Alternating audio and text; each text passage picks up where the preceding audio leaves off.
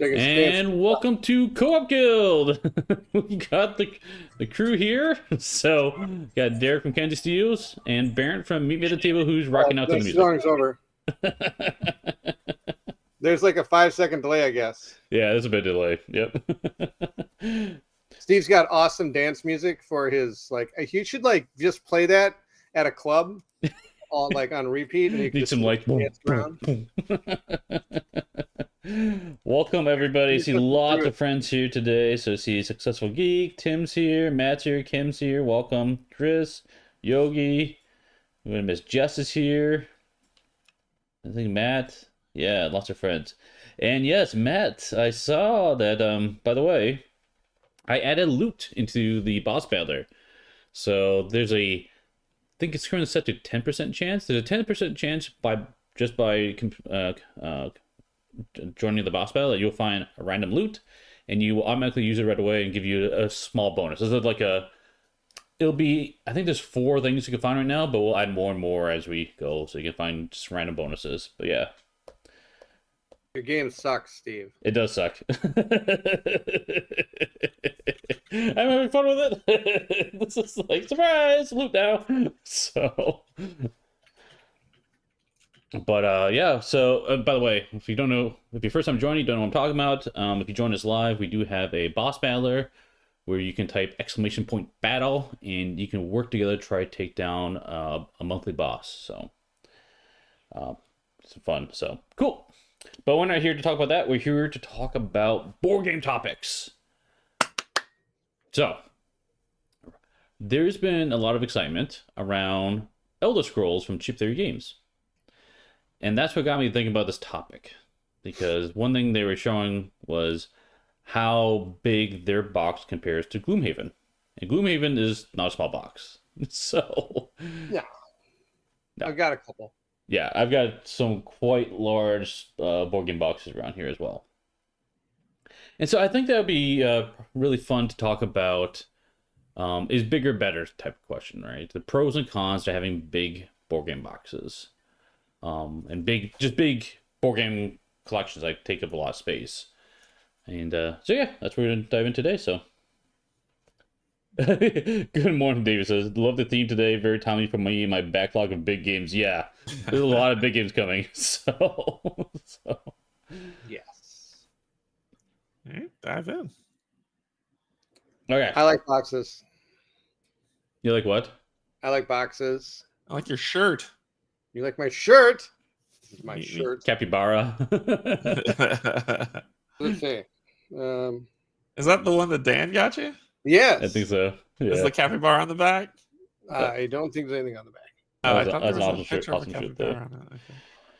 Successful Geek says, I don't need bigger. I want quality. I'm still excited for the Elder Scrolls Online because I played the MMO for years, but it's fair.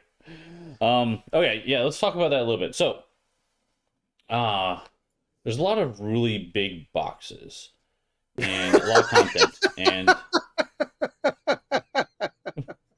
there's a lot of big boxes. There are. Well, I don't know if you're looking at OrcQuest, because there's 2 large boxes for that one, right? And one thing that I feel like drives size of boxes for sure is miniatures. I think that is a major component to size of boxes. How do you guys feel about having tons of miniatures in games? Yes. Yes. I mean, here's the deal.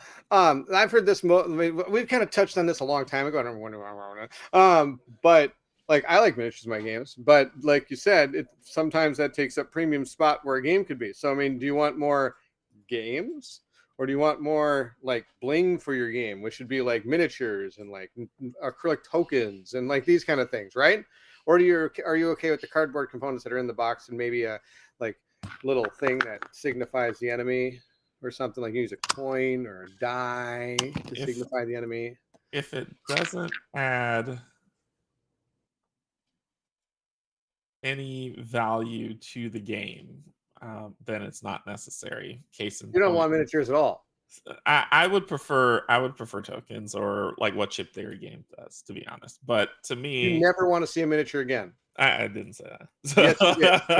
Because I haven't. Just I don't keep think I putting words found. in his mouth. Yeah, I know, right? I don't So- think I found a game where the miniatures are like you have to have them. Like, oh my gosh, if you don't have the miniature, you can't play the game. Except for I guess like I for got the instance, Tubaruru game out here. well, but here's an interesting Bad case karmas. point. Here's an interesting. Slay the Spire is a perfect example. Yeah. They do nothing. They do nothing. Why are they there? Like, well, you know, you need to mark a place where you are, but a token would have been fine. What? That's not nothing. You gotta keep track of your spot, right? Wow. I'm totally messing with you. That's a really good example. But they made minis because people want minis. I'm not gonna begrudge anyone who enjoys who enjoys having tons of minis and whatnot. Would it kill me if a game was like, we're not going to have minis, we're going to have some upgraded, very blinged out token or something that you can use? That'd be fine with me. I don't think I need minis. I mean, even a game, another game that I think that it's not necessary is Isofarian Guard. I don't think those minis are necessary at all. I think like if you give me, they already have the little chip tokens. That you can use to mark where you're going. They have the chip token for the ship. They got a chip token for everything. Why do I need the minis? I don't know. I don't think that they're, unless they provide necessary for the play of the game. I think Isofarian Guard's a good example I want to bring up though, where like I don't want to get into the miniature conversation too much here, but I'll make a quick note here. Where I like having a few miniatures for my games. For each game, I want to have some miniatures, and then I'm okay with everything else not being miniatures. Like Isofarian Guard, the heroes are miniatures. To your point, they don't have to be, but just having a few of those and that's it, I'm okay with that. But that still doesn't help Isofarian Guard's space because that's a huge box. So. Right. But that box is content. Come back one more time, because like you guys are all pretty much killing me, and I don't even know if I want to go Gen Con with you anymore. So you're saying that like you like the Gloomhaven approach to miniatures, where that's a decent amount of miniatures where I don't need ones for all the enemies, but if I had some for my guys moving around inside a dungeon, that's great. Yeah. Okay. Derek, are you on board with that? No, Derek is anti-miniature. I want it said here. I want this publicly known that he is anti-miniatures at all times. Jeez, that is what if they don't help the game at all, he doesn't need them. This is not a political rally where one thing I say can be twisted into 30 other things of me hating 20 other things. Mistakes were made.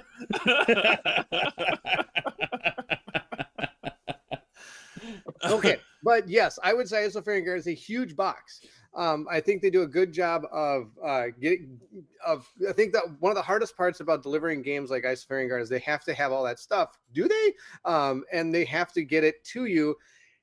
And they actually did a pretty good job of compacting it all into that box. I mean, they did a really good job. It's a lot of content. Yeah, it's a lot. Yeah. Now, how far do you want to because there's so many. The problem is there are so many different types of gamers. Could they have put all of that paper component as a file and had it on something you could read or pull up or something? You know what I mean? That's different. That's different. Right. The reason why you could cut down on box size. You could cut down on box size. The difference, though, is that there are, and we've seen it. It come up many times in chats on these co-op chats. Is that there are and remember when I did the questionnaire thing. The data that came back from that showed people don't want digital at all. Right. They want 100%. Tactile. They want to feel. They want to feel the paper. They want to feel the cards. They want to feel everything. They want to be as far removed from anything digital as possible. And that was. It wasn't everyone. I think it was like a rough estimate about a 60-40 split. 60% of people said they don't want any of that. Right. And I think like putting it in a file, you're right, that would cut down on box size, but it would also limit the amount of people who would get the game. 100%. I'm all for having the books and everything in there. I'm not for like, hey, let's go all digital here. I totally get it, because I mean, there's some of the biggest points is, of course, will it always be there? Like, what happens when XCOM is done? Like XCOM's been out for a long time. When does that app finally like disintegrate? It falls into disrepair. And it's like, oh crap! Well, there went that game that I'd loved and cherished for so many years for Fantasy Flight Games. They don't support it anymore because they're not even a company anymore. I mean, I'm not. They're still a company, but let's say like in the future, like in the year 2000, like, they're not there anymore. They're not able to support this.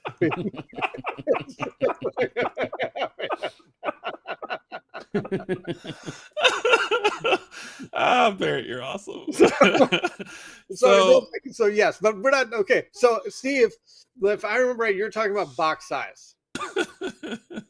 I think we talked about how Derek does like miniatures, and then we talked about the electronic component of games. So somehow Barrett's gonna transcend that into me hating puppies at some point. I know he's gonna network himself there. Well, I do have a puppy miniature. You must hate that. So therefore, don't hate puppies. But he's gonna work that in. I think that box sizes. Well, if we get back to box sizes. The main thing for me when they're saying is big, too big. If it can't fit on my Calyx shelf, that's a problem. Yeah. I don't want to sit on the floor. So I think when you get into that avenue of it being too big, so that's it's on top of the Calyx shelf, Derek. On top of the Calyx shelf, that's where it goes. I want it to fit in. Nope, that's where Kingdom Death Monster is. It's on top of my Calyx shelf. So here's probably a bit of a hot take. I would be okay with a bigger box for like Isophone Guard, for example. And that's just not necessarily that one specifically, but in general, like I'm okay with even bigger boxes if the added space claim on my shelf improves the setup and teardown experience. For sure. 100%. I'm okay making that trade. That's 100%. Now Isophone Guard does a really great job at teardown setup for what it is now. I don't think that necessarily is the best example because it's pretty easy to do, but like there's a lot of games that what they do is they take all the components and they cram them into the space as dense as possible, which is nice for your shelf, but honestly, I would sacrifice some of that to make it quicker or easier setup rather than have to pull. Like, I have to dig underneath to find things, per se. You know what I'm trying to say? Just make it a little bit easier. 100%. So, hot take on that one.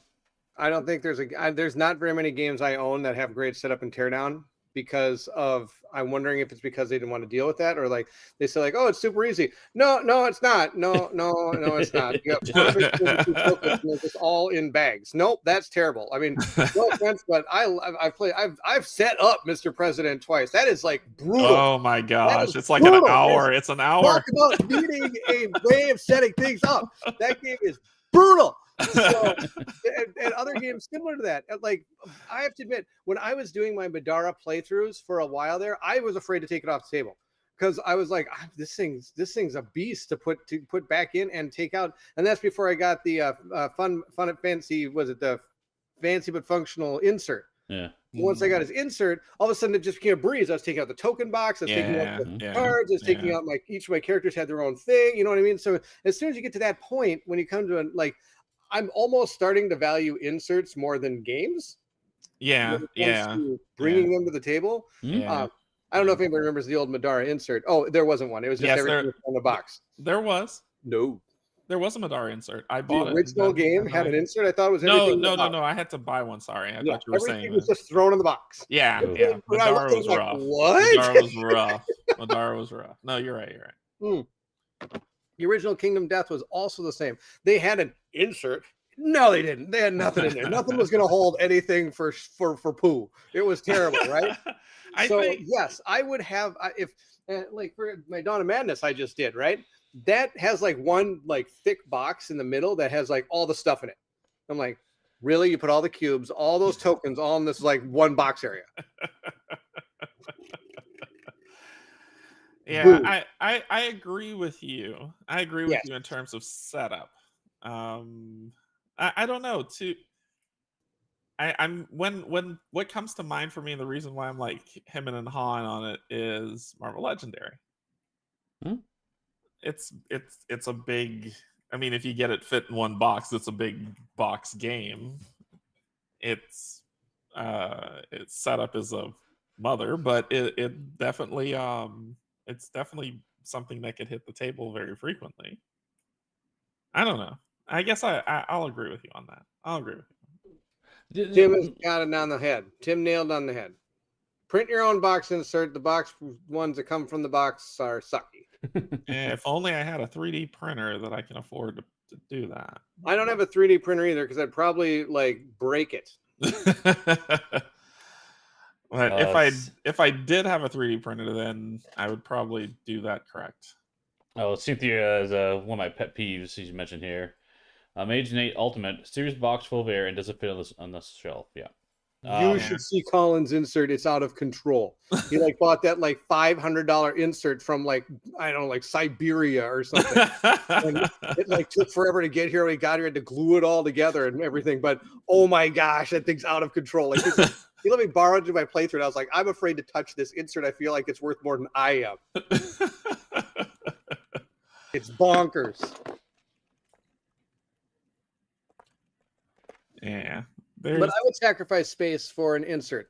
I'm really glad my wife's still asleep. Because, I mean, I can get more space if I need it. I know it looks like I can't, but there is ways to get space. Yeah. No, my biggest pet peeve is when I open up a box and it is a lot of empty space in there. Like if empty space makes you more functional, cool. I'm totally fine with that. But like the one that drives me nuts is Escape from the Ninth Dimension. I think it's what the latest name is. You're getting out of a singularity, and it's board and the deck of cards, and it's a huge box for this, and it's annoying. I know they do it for marketing purposes, but stop it. So well, so you would say a box full of air, but then you'll get stuff where there are games that constantly release expansions. I'm okay with that. And in new boxes that are smaller boxes that take up more spaces on your shelf, whereas a box full of air can be used to say, okay, well, we're going to release expansions, and you can fit it all into one box. That's what the community's for. We'll figure that out for you. MU has a good comment. Here's a bigger box being better or not is one thing, but more content being better is a completely different question and very nuanced. That's true. 100%. Yeah, that's very true. I love content. I mean, I love having content in the game. I'm sad that I don't get through all the content in my games because I get too excited for other things coming out. But I do my best to return to them, and then I have fun with them. Yeah, and I think that's the difficulty in the time that we're in now. I think more content is turning into like a bad word.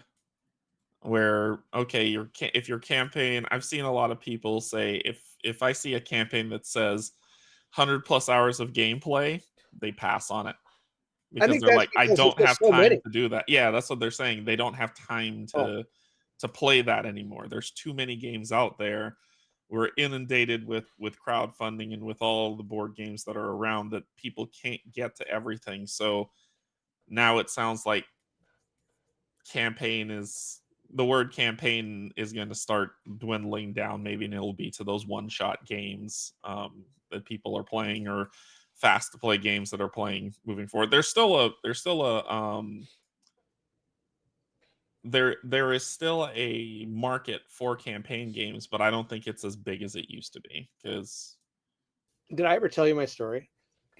I want to hear this. When I used to play video games and I used to be alone and I used to sit downstairs in the basement for hours on end. And I would like get a game and I'd be like, oh my gosh, I got this new game. Oh my God, I can't wait to play this new video game. This will be super good. And I'm looking at it, I was like, what? It only has 30 hours of gameplay? This is ridiculous. And I beat it in 2 days because, like, what do I got to do? I go to work, I get home, and unless I'm playing in my band or going out to the bar, I'm like playing video games for 10.5 hours, right? So I'm like, oh, I'll be done with this in a weekend. Done. And I'm like, oh, that was a great game. Spent $60 on that, right? Nowadays, I'm sitting there looking at it's like, oh, I got this brand new game. This will be so great. I can hardly wait to try it. 30 hours? How am I going to get that? It take me 4 months to finish this game. Right? Yeah. So I think there's different times of life for people, right? So, I mean, if I would have had like something like Kingdom Death, when I was at the stage where I was alone in a basement by myself, with only time I'd see my friends if I go to the bar or something, right? Or if I was playing in my band, then I had all this time to myself. I'd have probably loved to have all these campaign games. Like, oh my gosh, 120-hour game, this is gonna be so good. I can sit here and play this forever. Whoa! And I'd have a great time with it. Now, of course, my time is limited and I don't have as much of it as I used to. So it's harder for me to play through these, but I still get them. You still like them, yeah. You still like you them. never know. It might come back around where all of a sudden I'm finding myself with a lot of extra time and I'll be able to maybe do these kind of things again. But will those older games still be a thing, or because the industry is moving? Still functional. Yeah, and even if the app is still functional, that's true. Yogi's got a real interesting comment. I think this might be a really good topic for another chat, actually. More content is bad for reviewers, which I want to dive into that more, because I agree with that for sure. Okay, I'm curious to hear more about that. Yeah. I always love disagrees with somebody. It's never like they're like, no, it's always No, I don't. I want to know more. Say no. I just know he's going like, well, this is why. This is why I don't agree with you, but I have to make sure I can say the right words. Yeah, but I need the time to do it.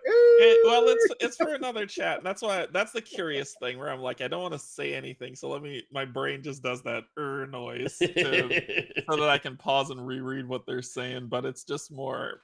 I'd probably need to know more about that, because I don't.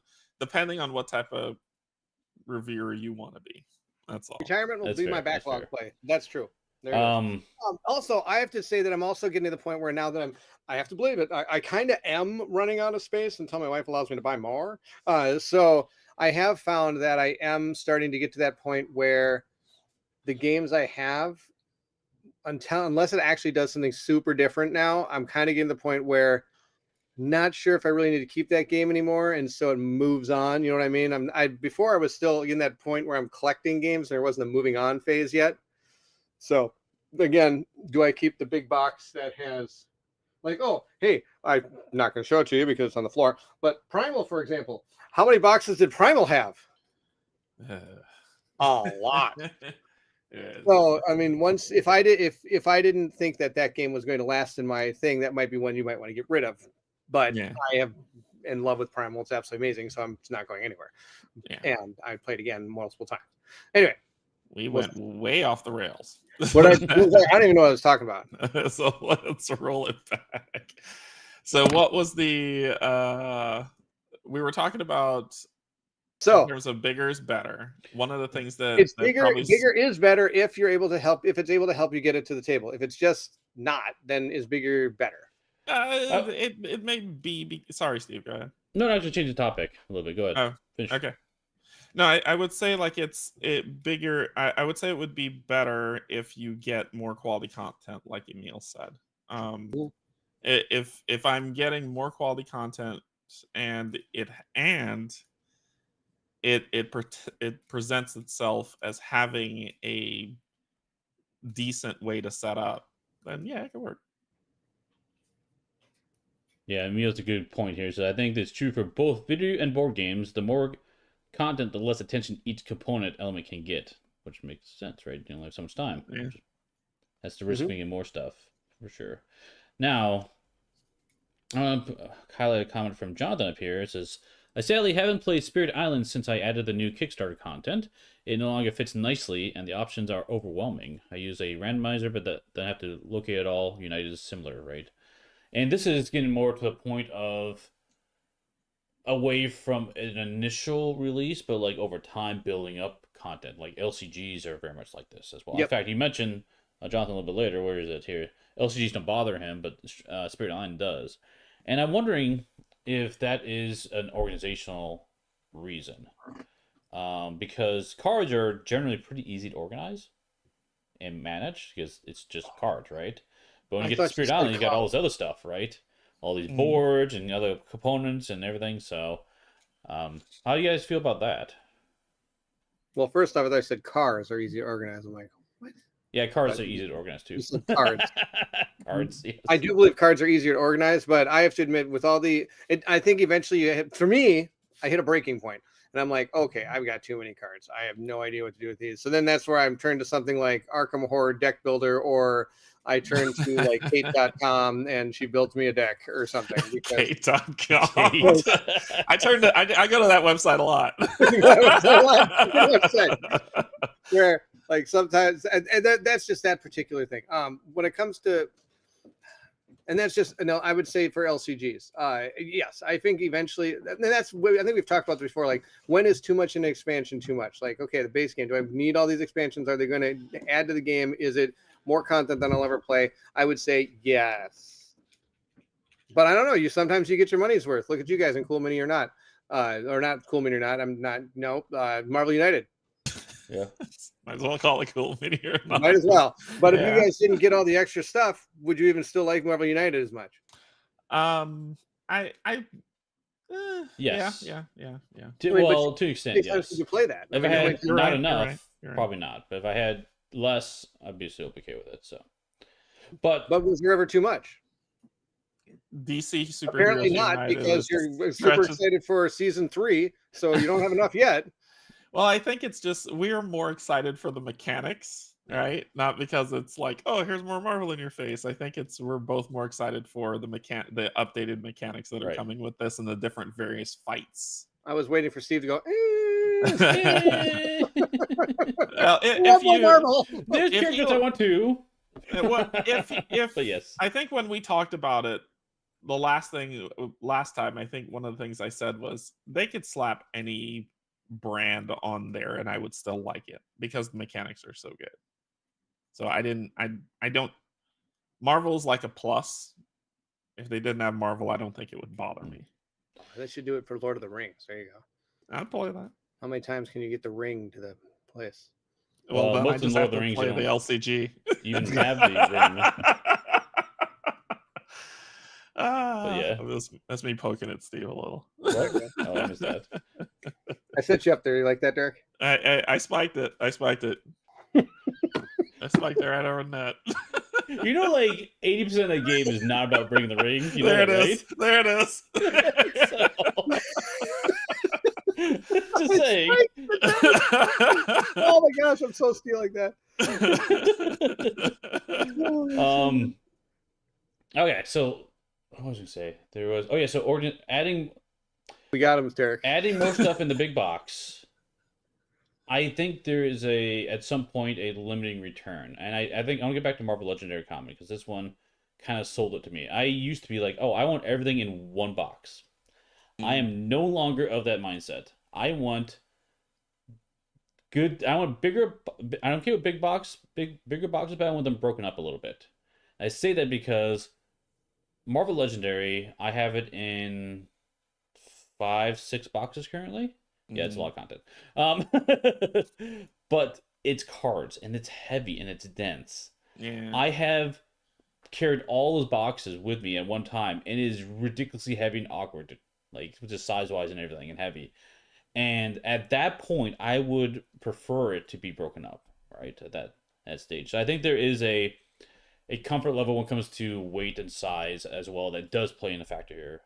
I want so it's like, yes, bigger storage to make it easier to set and tear down, but I'm okay with having multiple boxes if it's easier to set and tear down as well. It doesn't have to be one box for me. I don't know what you guys' opinions are. So like a modular approach. A modular storage solution is excellent when it comes to expandable games like United and Legendary and LCGs and stuff like that. That's a must because a lot of time people look for like one storage solution.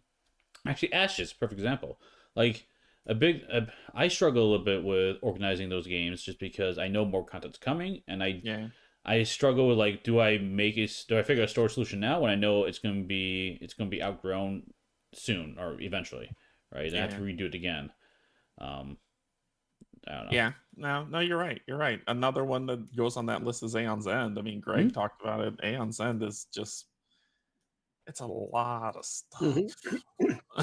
So I'm actually for the first time getting to the point where my Arkham Horror box is not going to be able to hold it. Right now, all it holds is the campaign stuff. It doesn't hold the character cards because that thing just kept advancing. It was the one I got from fancy but functional. Sadly, the creator of that has passed away, which is a sad thing. But because he was one of the probably gurus of organizational design when it came to games, I haven't found a company or person that's better than him. And he used to make those big Calic boxes that fit right in your Calics that would hold all your LCG, it would hold all your Marvel United, hold all that stuff. But but eventually the game outgrows it. I mean, I'm almost now, like I said, after I buy the next Arkham Horror set, I'm done. I got to figure out a different way to make sure that all the campaign stuff is set in one spot. So if I need to get cards, because Arkham Horror is like, all right, so you made it to this spot. Now go get card 642 from like the 4th expansion of the 9th Citadel or something. Like, what? All of a sudden I'm reaching for something that I had no idea I was going to need. Arkham Horror never really was that bad. Everything comes pretty compact. I think the only thing that's weird is when you deck build, when you're creating your deck, that's when it gets messy. Right. But the campaigns themselves are pretty tight. What you get is what you get. Right. And so like I have all the campaigns in one thing, and then I have the main core box in one thing too. Okay. Because you need to have the core box because no matter what, they always like, add these like 3 from the core box and the ones from the the expansion you're playing usually. Yeah, that's the kicker. Arkham Horror went too far into the combined card packs to build the scenario deck, right? It's not necessarily a problem, I would say, but I think they went too far in that direction as opposed to. So you're on number 5 of the campaign or something. Because remember, before you could buy them in little packs, and if like you're building, you're like, I needed to actually have. So if you would have to play the campaign, I don't know why you wouldn't, but if you decided, I'm just gonna get the 5th one, that'll be awesome to try out. I needed card pack 3 from this set too to get the encounters from that. Oh, you mean the cycles? Okay. Yeah. Within the cycles, there's mixing, and that becomes new. Okay. Yeah, because I think they built it so that you played in, but now with the new releases, you don't have to worry about that. You get everything. Was Lord of the Rings like that? Was that one where everything you got from when you got the core box, but then if it wouldn't necessarily be cycles. You would be able to buy just the pack and be able to play it with the core box. You can buy just the pack because all the scenario cards you mix in, those little packs, are part of the course. Well, not really the core set, the starter set for the cycle. So that's what I'm saying. Like Arkham took that and went too much, in my opinion, because you got all these different packs you had to combine. I'm not talking about packs as in like selling them. I'm talking about packs as in scenario packs. While Lord of the Rings is all condensed into one product. Everyone has it. There's only a few of them you have to worry about. So yeah. Arkham did the same because I'm trying to think. I'm playing Forgotten Age now, and the only time it's gone out of the Forgotten Age cycle. The specific location is when it's core. That's not what I'm talking about, though. I'm talking about the scenario packs themselves. Because you have to grab... I need to grab the Dark Knight one. I need to grab the Green Woods one. I need to grab the Swamp one. I combined... And this other one. Like, all these, I combine them into one deck, and now I'm playing the game, right? And so there's like maybe 5 or 6 of them you might need. As opposed to maybe 1 or 2 of them from, like, Lord of the Rings. So... I think they went too far. Not necessarily a problem, just... It's too much, in my opinion. So, getting back to 7 teardown. So now, what about Tiny Epic Dungeon or Tiny Epic everything? Tiny Epic, never gonna buy it. When it comes to like teardown and setup of that game, I've heard that can sometimes be a little daunting. That very much is. They pack a lot into the small boxes, and it's dense, very dense. So I would getting back to the same argument. If that box was a little bit bigger to make it easier to set and tear down, I would be okay with that. So I think that's a big thing for me. I think there's a trend. It's a good trend, I would say, that people or companies are looking at how do I package my game well, as opposed to just throwing an empty box. Awesome, good. But that's the next step from that, which is the ultimate goal, in my opinion, is how do I package it, but how do I make the experience of pulling the game out and putting it back away a welcoming experience, right? Because everyone's competing for table space. Everyone has so much time. If you make that the easiest way possible for people, you're just gonna see more table time, honestly. So, yes. Yeah, and goodness. One of the people who does that well, I said the box was too big to fix on the Calyx shelf, but I think Isofarian Guard has a good setup teardown. Yes, definitely. You just pull out the boards and play. So it's the only. I think I can get that game set up in under 5 minutes to play. Same as Citadel. The only problem with Citadel, the tear down is a little bit tough, but the setup is Oh, because you got to put all the cards back. Yeah. That's okay. But the good news is that can usually be done like in your free time. It's not like, oh, I want to play 7 Citadel. It's like, okay, That's okay. no, I don't play for. You know what I mean? Where by the time you're done, you're kind of like, oh, that was super cool. And you just throw your card on the table and walk away, go eat dinner or something. You can come back later that night and kind of put those cards away as you watch something on TV or something. So a game that I think that has good setup and teardown, and please disagree with me if you think I'm off base here, is Dice Throne. Is what I one? think Dice Throne has good setup and teardown because you just kind of lift your character's pack out, pop it open, and start playing. Okay, I would like to say this as we move into this. I one of my pet peeves nowadays, believe it or not, I don't know why I'm going to say this, and I'm probably going to get like attacked. I'm probably going to get like Battle Barrett on your attack on your thing here. But I am so getting away from wanting things to say like, oh, it's got these Game Zender or Game Zert inserts or whatever. Who's that company that does that? Game Trays. Yes, nope, I don't want them in my game box. They make it super big, and they're usually just full of air that aren't really helping me all that much. I figure they make good. What do you have an example? Because the ones that I'm thinking of, they organize the game well and they make him fast to go to the table. Well, first off, sometimes they don't hold sleeve cards. That's my favorite thing. That's true. But fair. Their stuff. Like I'm playing, like sometimes when you put those lids on for your characters and like, oh, you can shake it all around. All of a sudden, it's like, nope, I couldn't shake it all around. Is that a problem with the game trays or the design of them that that the sleeve cards were not considered when the game trays were being made? Right. But for example, you look at Stars of Icarios, all the things that would keep your character, anything that has to be like, oh, we're gonna keep your character all scratch part of the. You took up like a quarter of the box with something that's going to hold my character. No, don't need that. I actually threw those out. I was like, I don't need those in Stars of Icarios. Poo, poo, poo, poo. And I put my characters in like the one little bitty thing that they can hold. That's funny because it's true. So much space in the box. Oh, man. I think great. Sometimes they do good things. Most of the time, it's a bunch of crap. And I'm just like, oh. Like, what's the other one? I actually disagree with you, Barrett, on that one. Like, sure, please do. I want, like, hey, talk about easy sub and tear down. Oh, what character you're playing? Here you go. Boom, done. Right? I am okay with it taking more space if I can do that action, right?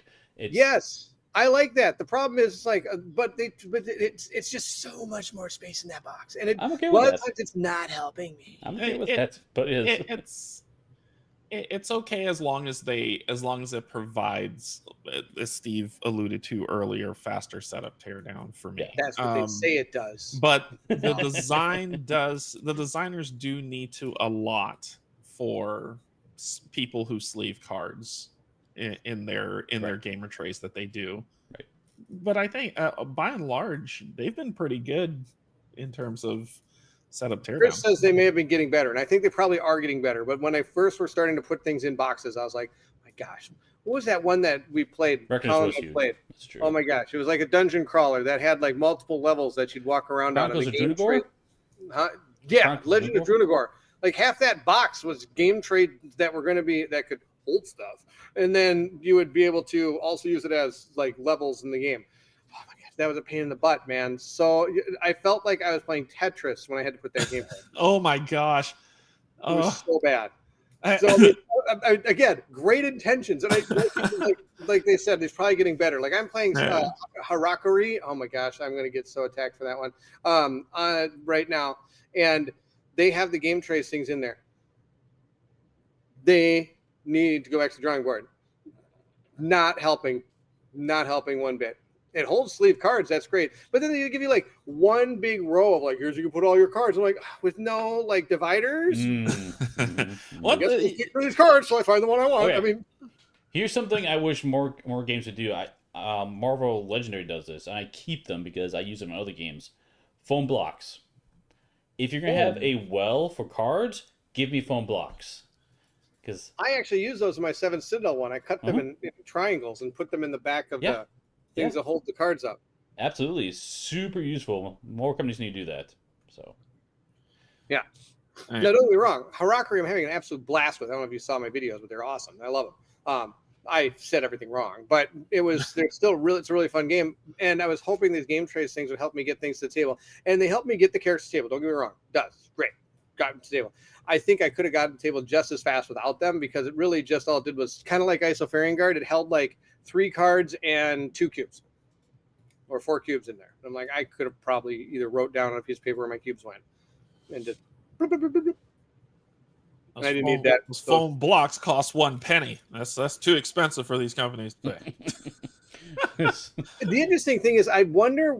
I wish we have that guy you talked to with a shipping guy. Remember when he was on a long time ago talking about shipping and all that? Yeah, from I wonder where they have. I'd love to know the like cutoffs as to like, okay, this is going to cost this much to ship, but if it goes like an inch over, you're getting into a new shipping. Like, you know what I mean? Like, I wonder where their cutoffs are for those. I'm going to guess a calyx size. I don't know. Maybe. I mean, calyx is driven by the market demand, not necessarily price, I'm guessing. Right. I was in Ireland and they were promoting calyxes like on street corners, like on like banners. They had like, go to IKEA and get your calyx. I'm like, really? Pallets. Yeah, that's a good point, Yogi. It could be defined pallet size. Oh, there you go. See, I don't know anything about it, but that makes perfect sense, Yogi.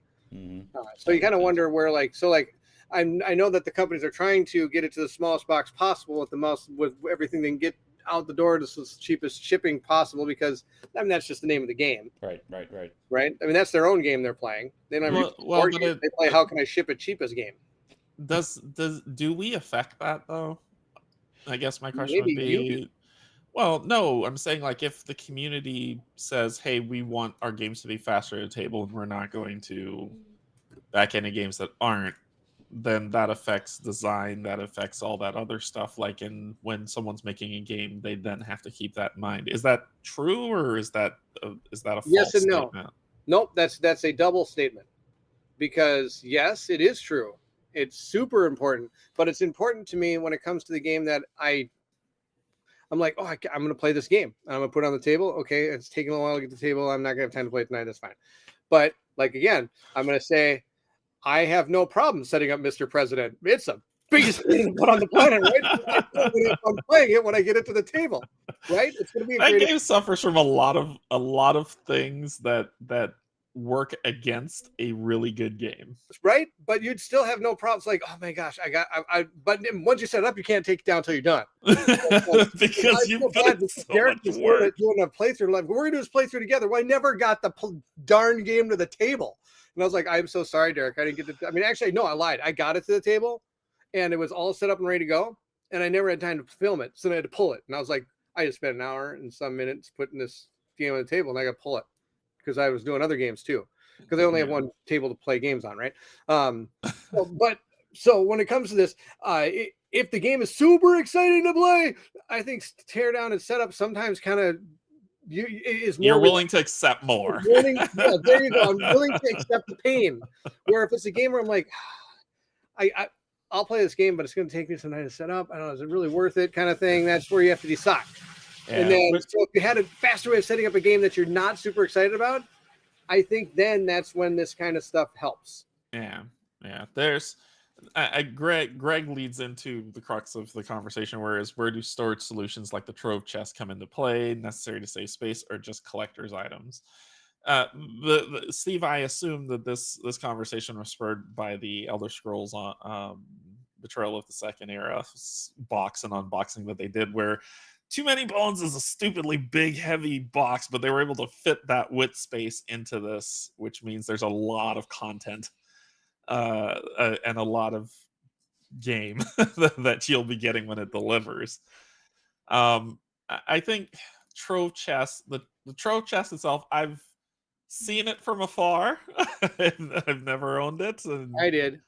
But I've seen it from afar, but I hear like, oh, hey, that's contained. It makes the game easier to set up, but it weighs, you need to be a power lifter to carry that around. Oh, and you can call me Hulk Hogan, baby. I used to carry it around.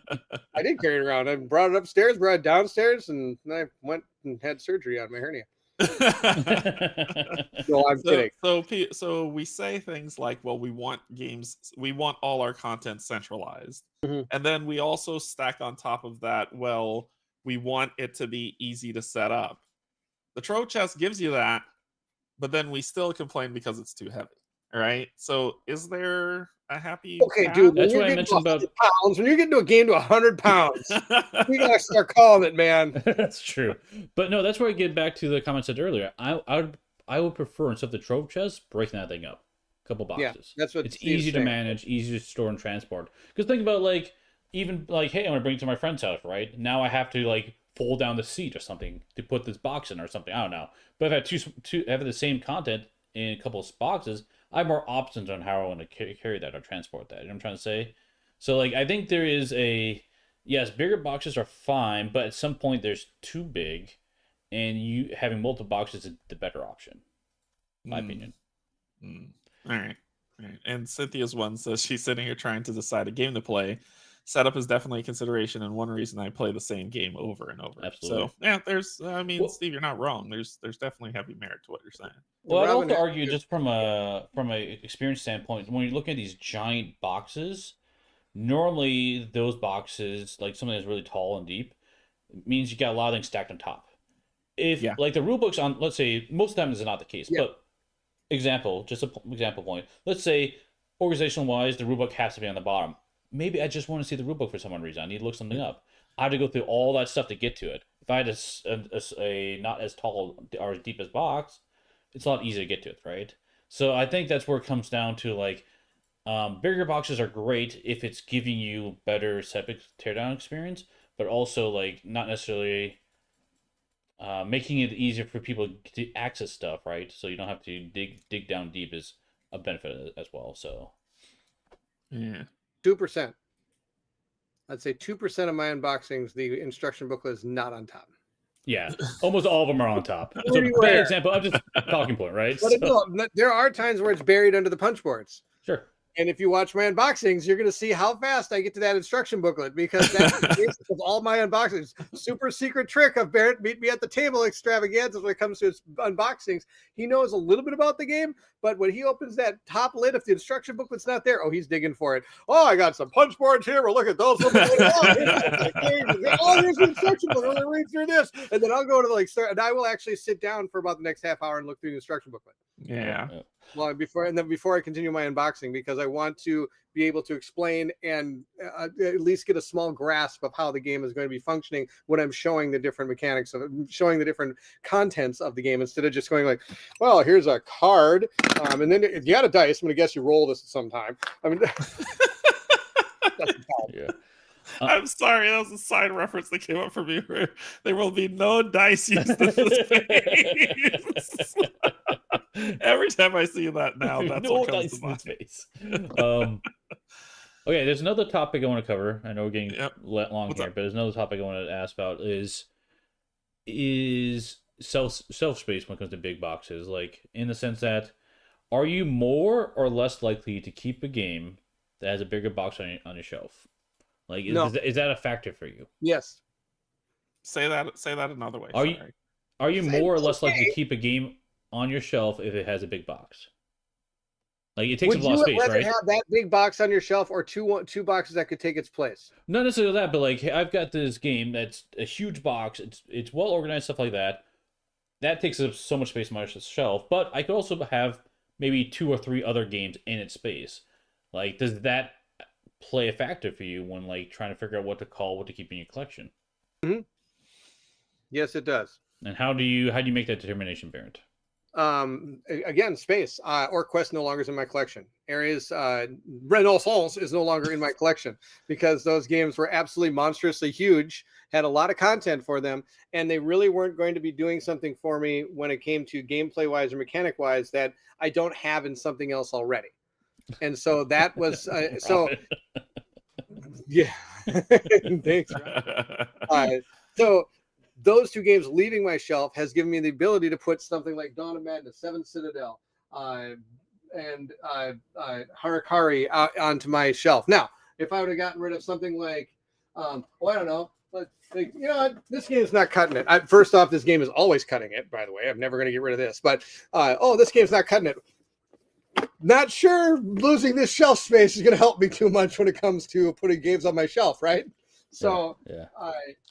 So that does to me play a role into which ones I'm getting rid of, which ones I'm not, because I do go back and look at these. I actually did it this July is actually usually my like kind of cull month out of the year, and so I kind of go through over what I've gotten over that year and decide like how many of these am I bringing to the table, which ones am I not bringing to the table, and how do I make the decision. A lot of it does have to do with box size and where I can put games. Robin, notice it did not give Barrett the ability to give his wife more storage space. No. Yes, I don't know if that's a factor, honestly. For me, it's more if I'm going to, did I enjoy the game when I played enough to know that at some point I'm going to get back to it, or am I just fooling myself?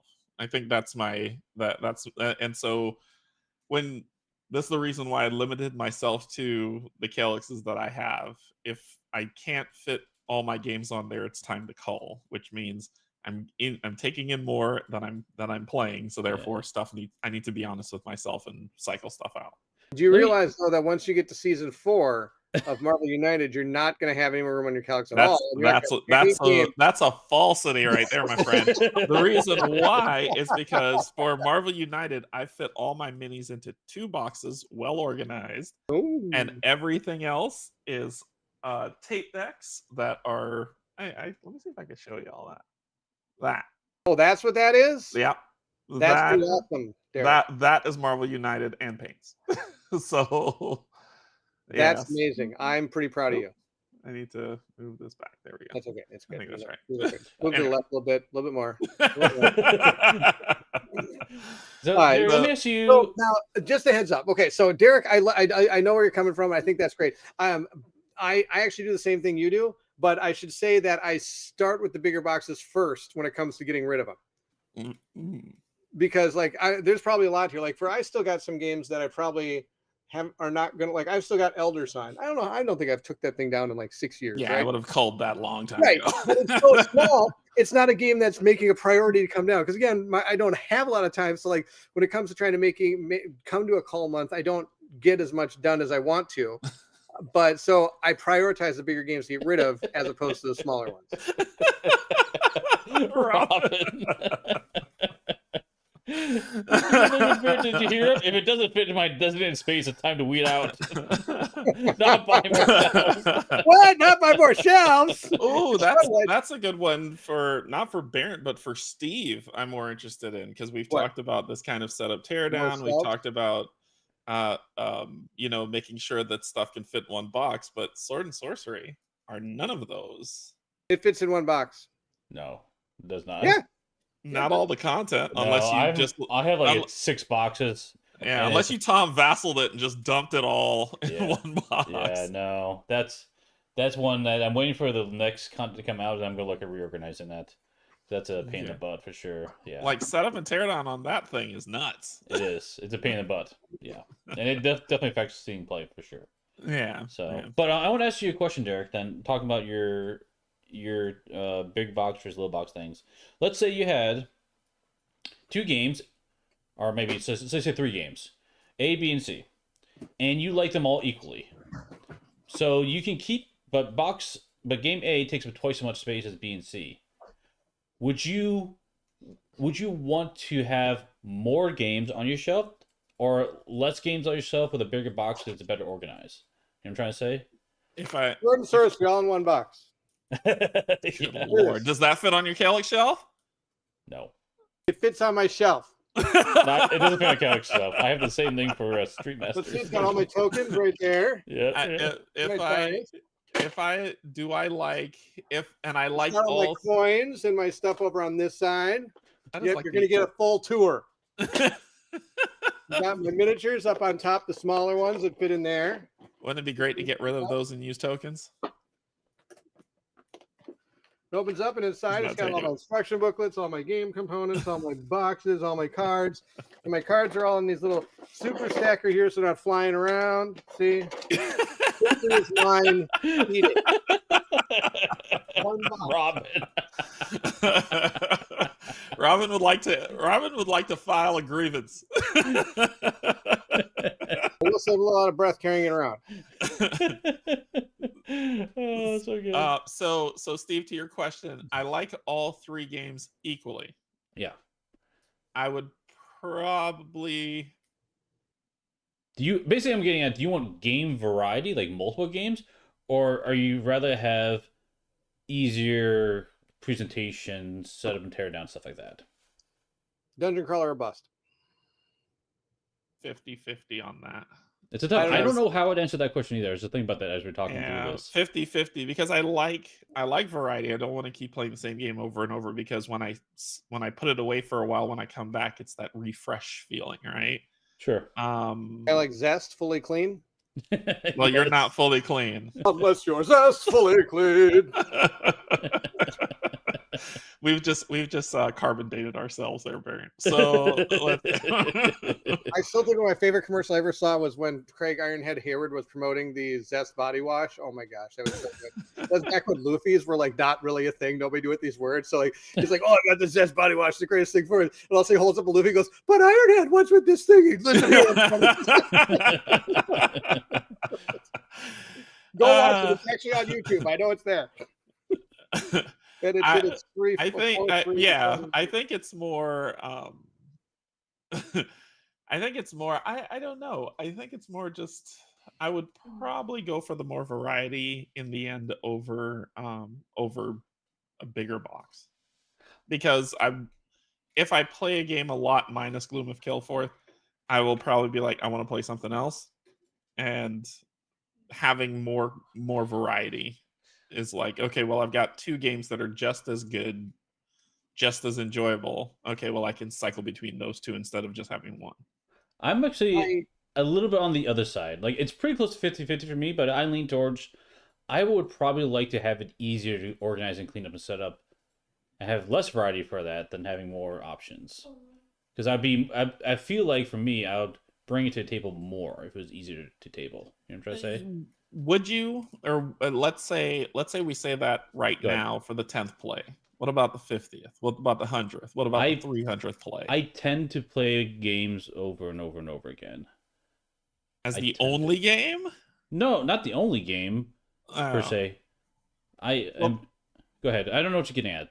Go ahead. Well, this is the reason why I was saying I would prefer variety than a stagnated only game. If I only have 3 games per your description, if I only have 3 games, would I keep 2, get rid of the big one, or would I keep the big one and get rid of the other 2?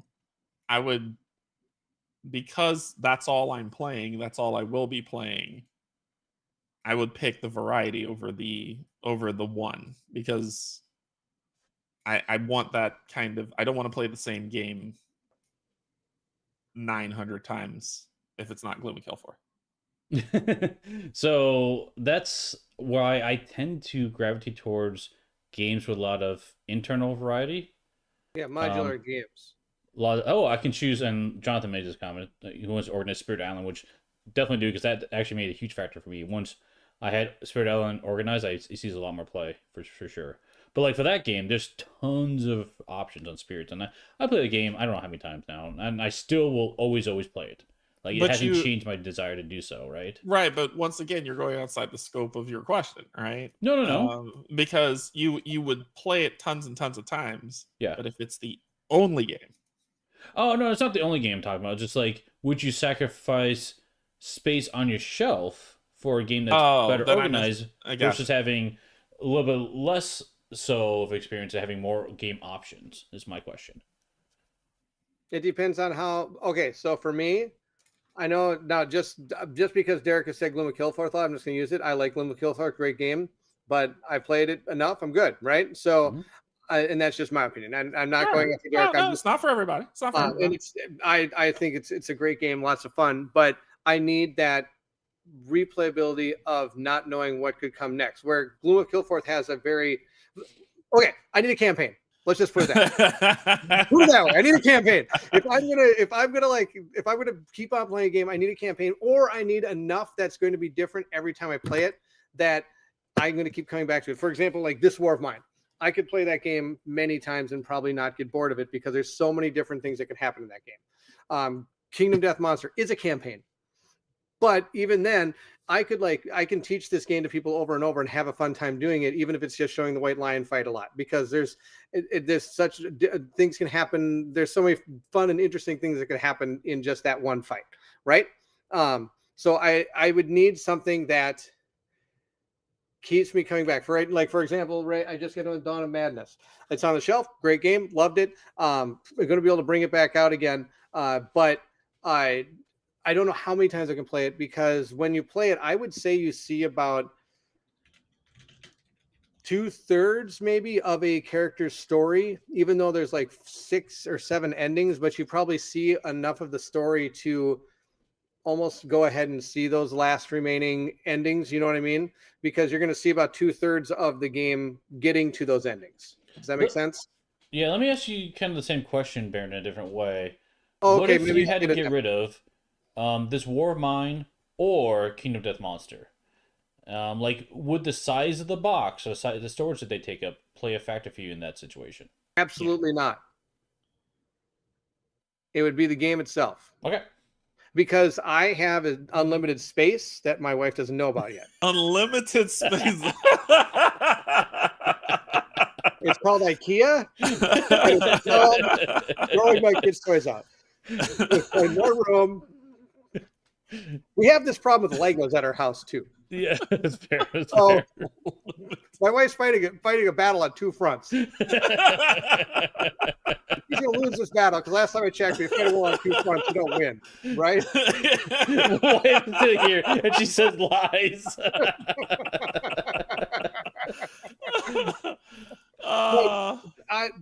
For example, I would, for those 2 particular games, it would probably fall down to me keeping Kingdom Death Monster, because I know I'll get more out of that game than this War of Mine. Okay. Sure. I think there's just so much content in that game, and the size of the box has to do with being able to hold all that content. Sure. That's just me. But there are games that have a big box with a lot of content that I don't have anymore, because I don't think they had the ability to, but I still have this War of Mine. Now, if this War of Mine came in a box the size of Kingdom Death Monster, would I still keep it over some of the other games? Actually, yes, I would. It's a good game. Okay. Because it's a great game. Sure. So the size of the box doesn't matter to that type of game, because I just enjoy that game so much. But when it comes to a game I'm not enjoying as much but might play again sometime, that's where the size of the box is going to matter. Good. Yeah. Does that make sense? It does. Malgamus has a good idea.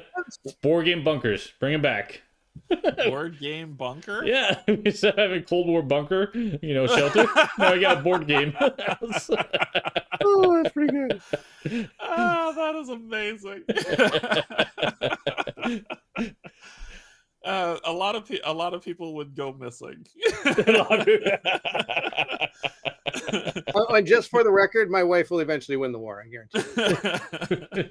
I don't know. That Cthulhu's still there at your place, right? Nope. Oh, yeah. Eric, she's on. What are you doing? What are you doing? Oh, okay. Spot at a house at Gen Con, there might be an opening. Oh my goodness. Cool. Killing me That is there. incredible. That is incredible. Yeah, I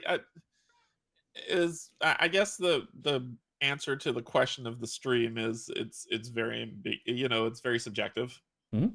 It all depends on but to me it's subjective because it all boils down to what you as an individual find as quality in your game. Yeah. Whether it's in a big box mega campaign that's 3,000 plus hours, or a one shot quick to play 5-minute game that comes in a big box like I don't know, some game. I can't think of a single game that comes in a big box that is a 5-minute game to play. Challenge accepted. Oh, wait, that would be Nemesis. Oof. Really? Too Really? soon. You're taking digs at me like that. Okay. All right. You see, this is why I gotta keep Baron on his toes. He takes digs at me. Look at the bright side. You're able to reset up real fast. I think a Final Girl comes in a big box. It's quick to play. Yes. So there's one that's fast setup, big box, quick to table. It's a keeper. I got it. But yeah, Cool. no, I think it all depends on what you like, what you don't like in your game, and that'll determine it. Yep. I My think so.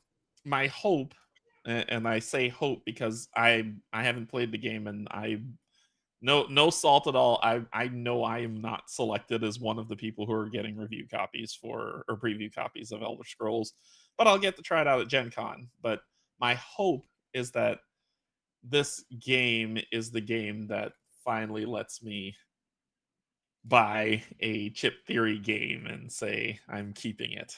Now, didn't the unboxing? Did he say is it something that's bigger than a Calyx box? Is that why this No. is kind of a big deal? No, it fits in the Calyx box. Oh, okay. I don't know how it can because Too Many Bones didn't fit in a Calyx. No, no, this one definitely does. He Right. called it out in the unboxing video. They said that it's the same size as or a similar size as Gloomhaven. Gloomhaven fits in Calyx too. So Gloomhaven does. I just remember Too Many Bones not fitting on a Calyx, and I had to put it on top of my shelf. that's the trove chest though. It's different. That's different, right? It's not trove chest size. It's Gloomhaven size. Like gears working inside his head. You're running around right now. Was it like that? I can't. No, I remember Too Many Bones not fitting on a Calyx shelf, and they put and I'm talking about the base game, and then they the base game didn't fit. Right, and then they Well, put Undertow the did, base didn't game inside that box. So But Undertow was a Calyx size box, wasn't it? Okay, Or at well least- maybe it doesn't fit in the Calyx. I'm not sure. I thought it did, but I Well, do check know it that out, Elder Gen Scrolls Con, 'cause I'm does sure fit they in got on a plenty of Calyx. copies of all those games there. We can look at it. We can. yeah, decide. we can look at it and see. Yeah. Yeah, Matt says the trove chest fits in a Calyx. Yeah. The Trove chest does. I'm talking about the core box. The core box is too tall to fit in the Calyx. Too tall. Yeah, Oh, on the side probably maybe? wide, too wide. Too wide? Yeah. That might be it. So if you're able to fit that core box in to this box, then I don't know the laws of physics. Well, the and trove chest was geometry differently have organized, I eluded think, me. right? Calyx was a Calyx size box.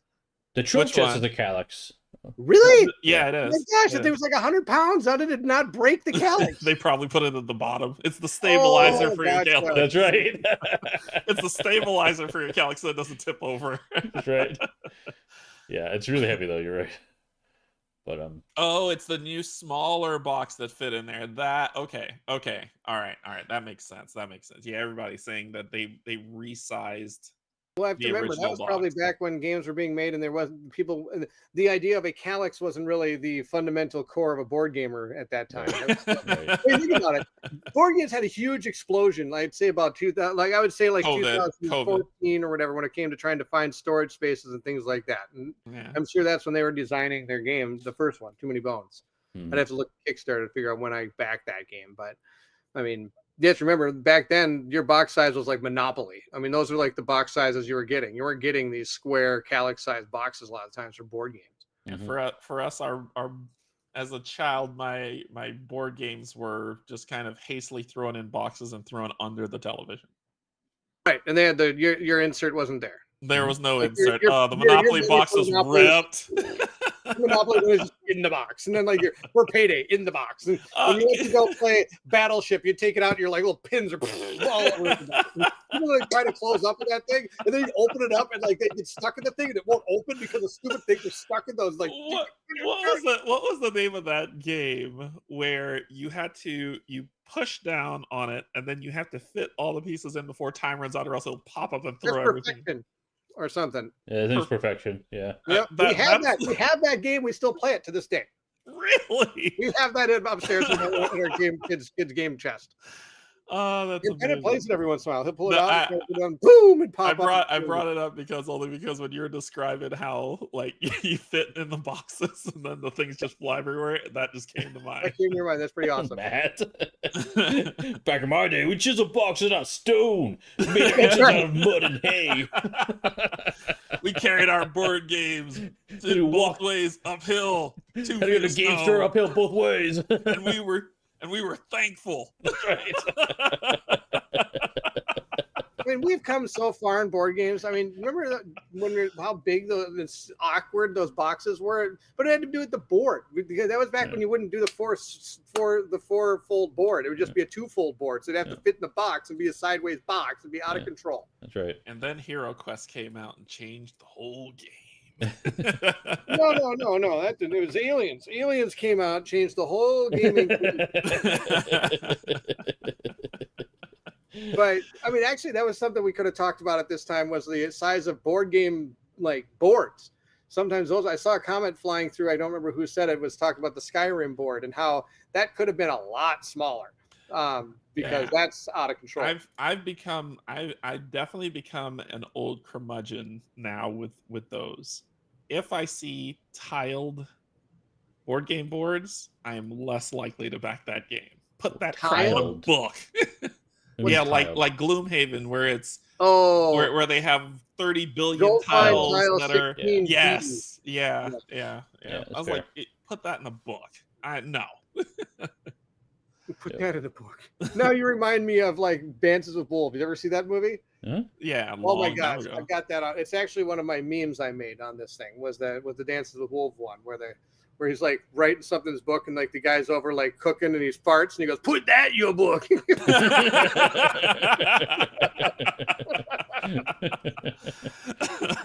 It's just more. I think that I don't know. I'm tired of trying to look for tile 10G and 6I and all that other stuff. This is where I think V Sabotage is brilliant when it comes to their board game, the tile design. Okay, we're changing this. We're changing this to whenever Steve talks about V Sabotage, we're moving away from U-Boat. He hasn't talked about that one in a while. V Sabotage, that's when everybody takes a drink. Yeah, but no, I mean that one it's awesome because it doesn't matter what tiles you grab unless you care about art, right? That's something that really matters. It's fantastic design. So. Well, that's okay. You can just play Myth. Myth didn't even label their tiles. They just got a picture of it. Take a drink. Find it. It's Derek's favorite game. I've never played it. Someday. Okay, well. Maybe I'll bring it to Gen Con. You can try it. As long as we play Nemesis, I'm fine. There you go. Oh, we have one more. I was just looking, do we have one more chat before Gen Con? We do. Okay.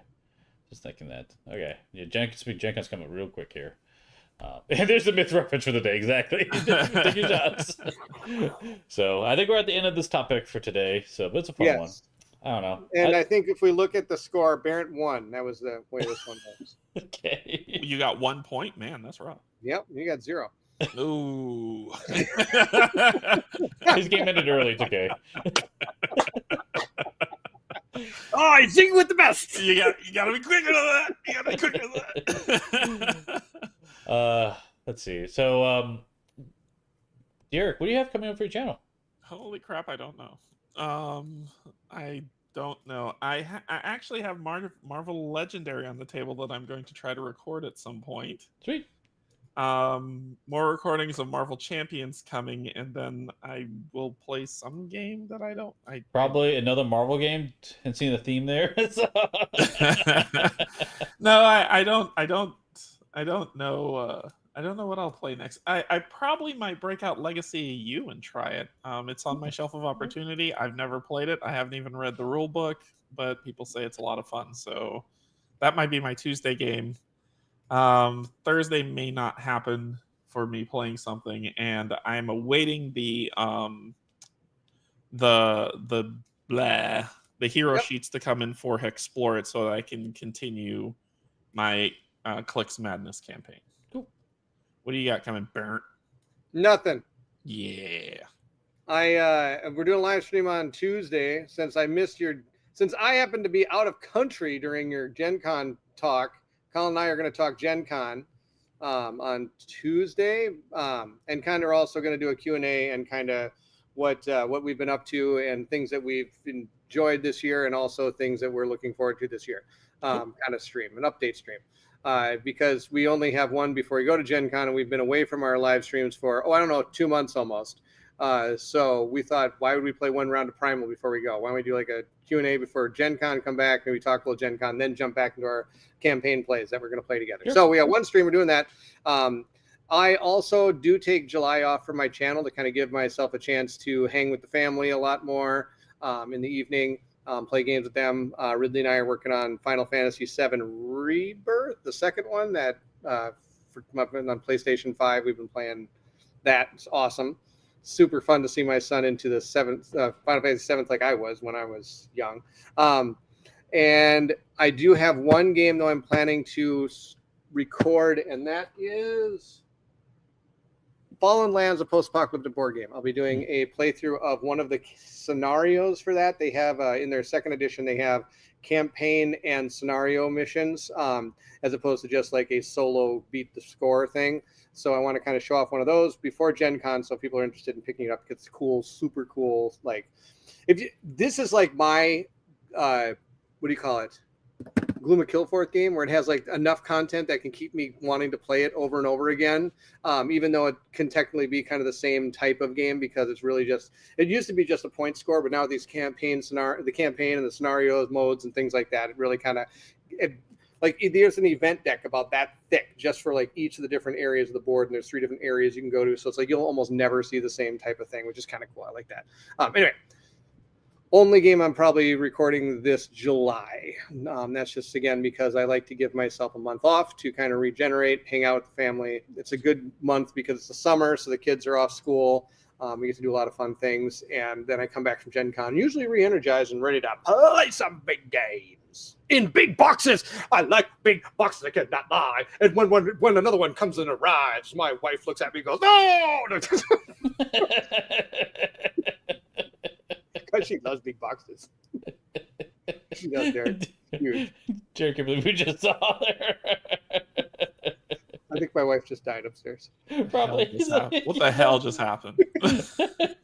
Well, what happened is Barrett should have found a better set of words. He should have practiced that a lot more than he gave himself credit for, instead of just randomly spewing out something that didn't make sense. I knew the topic was boxes. I don't know why I didn't put the correlation of liking big boxes to that song, and I could have. There are very few times in my life.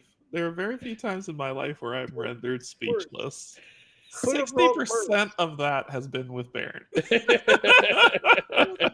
now I'm gonna have to write some lyrics for that next time.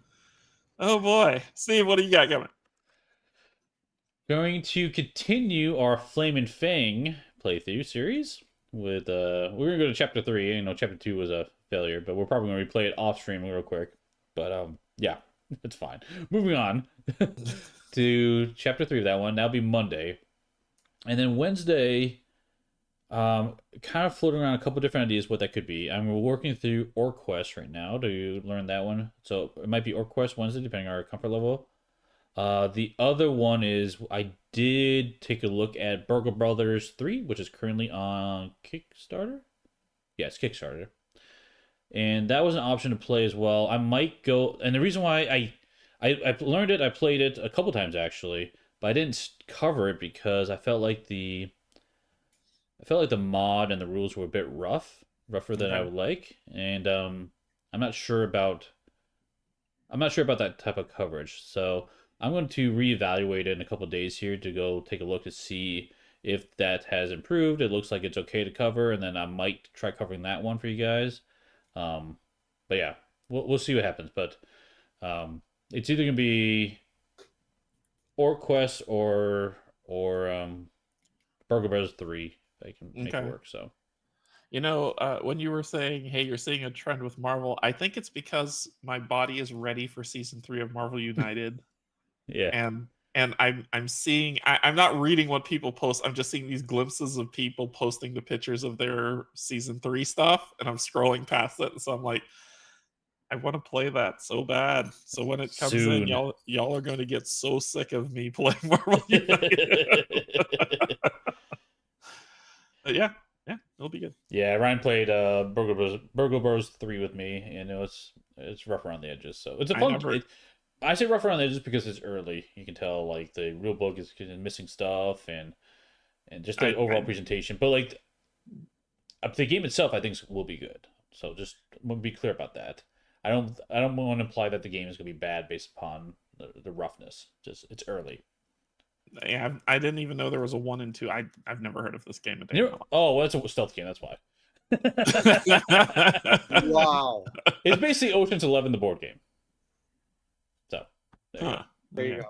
You're running around trying to do you roll dice? Break and save. Do you roll dice Depends what version you play. Okay. Okay.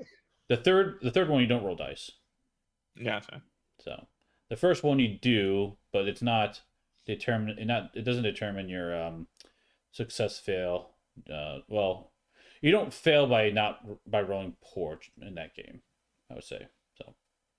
So it's a kanji proof game, is what you're saying. No, because you will find a way. I know better. So in the first version, you have to roll dice to unlock the safe, and the combos like rows and columns on the board. It'll make sense when you play it. Okay. So like you have to roll dice to get the right values to get that. I can see you not rolling any values whenever you roll that. So that is where your skill will come into play. It's like playing Rogue Angels, where the dice all work for you, but I keep rolling walks. Yeah, exactly. Or shields. I'm like, I'm already in full shields. Okay, well, that's a blast, guys. As always, thanks Good for stuff. coming on. So, You ready? yes. My calyx don't want none unless your game mechanics hum. So I did back bends and sit-ups so I could lift your box. Am I doing better? Is that better? Yeah, I guess. Derek's done. He's done. Derek's done. On I'm going to make a better song next time. Okay. On that note, thanks everyone for joining us. We'll see you next time at the Guild. Bye-bye.